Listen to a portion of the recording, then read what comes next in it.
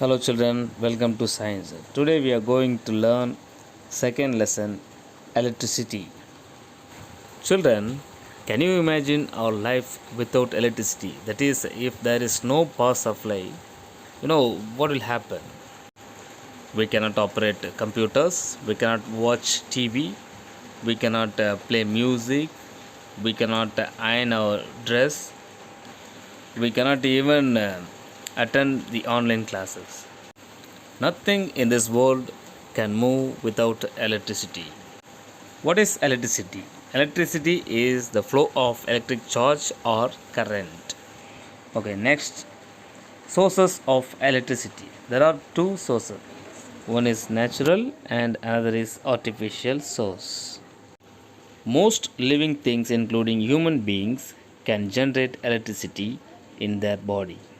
Our brain receives and sends electrical signals from and to different parts of our body through a network of neurons spread throughout our body. Brain is the controlling and coordinating part of our body. It controls all the activities of the body by sending electrical signals. The electric eel that lives in the oceans generates electricity in its body, which helps in self defense and in hunting its prey. During lightning, a large amount of electric flow happens.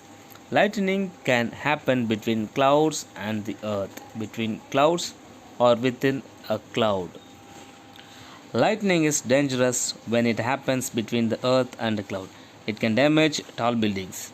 You might have seen pointed copper rods on the roofs of all tall buildings. These are installed to protect the building from being struck by lightning.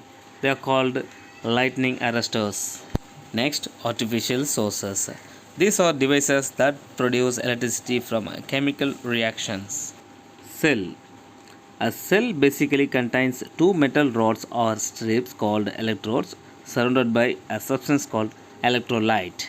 One metal rod has positive charge and the other has negative charge.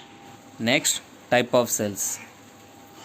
Cells are four types: dry cells, button cells, rechargeable cells, solar cells. Dry cell. A dry cell is a compact and portable version of the old thick cell and hence created a revolution.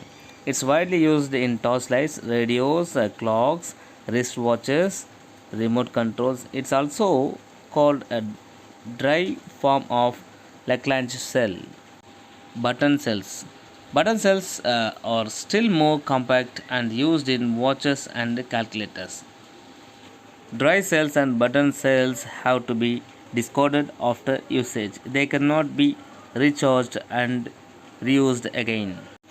Next, rechargeable cells. Lead acid storage cells are widely used in automobiles and inverters.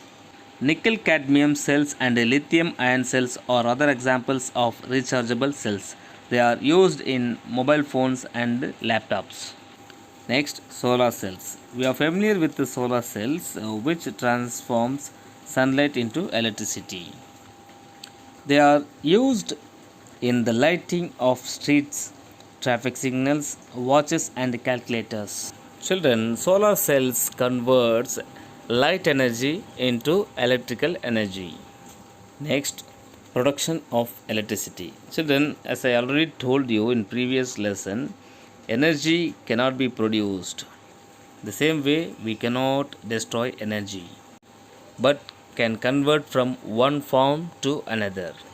If we want electricity or if we need electricity or electrical energy, we have to produce it from some other form of energies. Let us study some methods to generate electricity.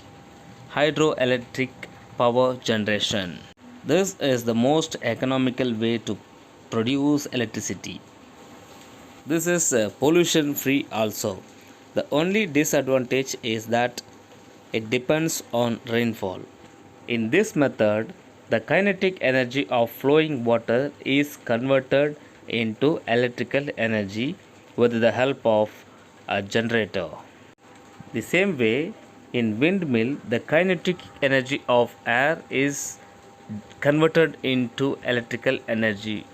In Tamil Nadu, about 7,600 megawatts of electricity are generated by windmills in Tuticorin, Kanyakumari, and Tirunelveli districts during the windy seasons. This is a renewable and non polluting source.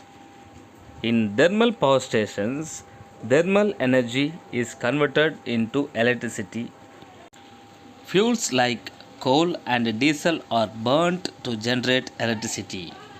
This method can cause pollution, and fuels are non renewable sources. Solar power is the cleanest form of energy available. Solar panels converts sunlight or sun's ray into electricity. It does not have any bad effect on our environment. Next, nuclear power station. In nuclear power station, nuclear energy of fuel like uranium and polonium are converted into electricity.